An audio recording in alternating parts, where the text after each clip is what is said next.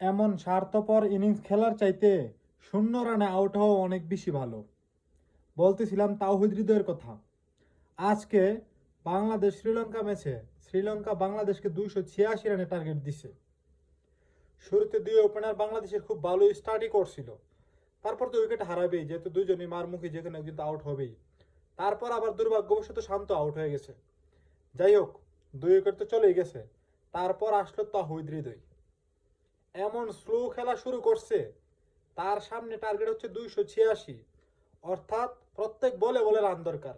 এই মুহূর্তে আইসা সে প্রত্যেকটা ওভারে 4 বল 5 বল 1 ওভার সহ করে ডট বল দিতেছে।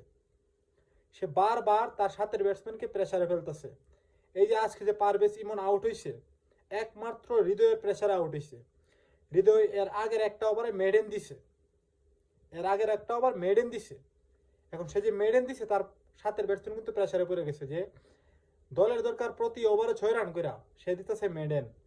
সে 3 ডাবল ডট খেলে একটা বলে সিঙ্গেল নেয়। এইরকম স্বার্থপর ইনিংস যারা খেলে তারা সবচেয়ে নিকৃষ্ট। তারা কখনো দেশের জন্য খেলে না। এমন নিজের স্বার্থের জন্য, নিজের দলে যাতে নিজের জায়গা যেন পাকাপোক্ত হয়, এই জন্য এইসব ইনিংস খেলে।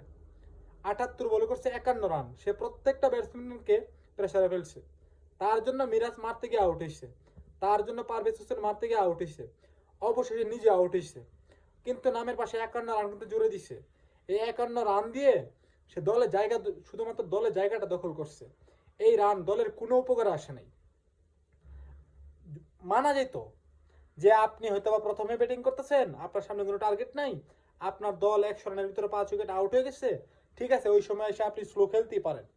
কিন্তু আপনার সামনে টার্গেট আছে 286, আপনি দেখতেছেন স্কোর বোর্ডে প্রত্যেক ওভারে 6, 6.5 করে রান দরকার। এই মুহূর্তে রান নিয়ে আসে 2, 1, 3 এরকম করে রান নিয়ে আসে। এটা সম্পূর্ণ সেলফিশ ইনিংস, এটা স্বার্থপরতা। এমন প্লেয়ার দলে থাকলে দল কখনো জিততে পারবে না।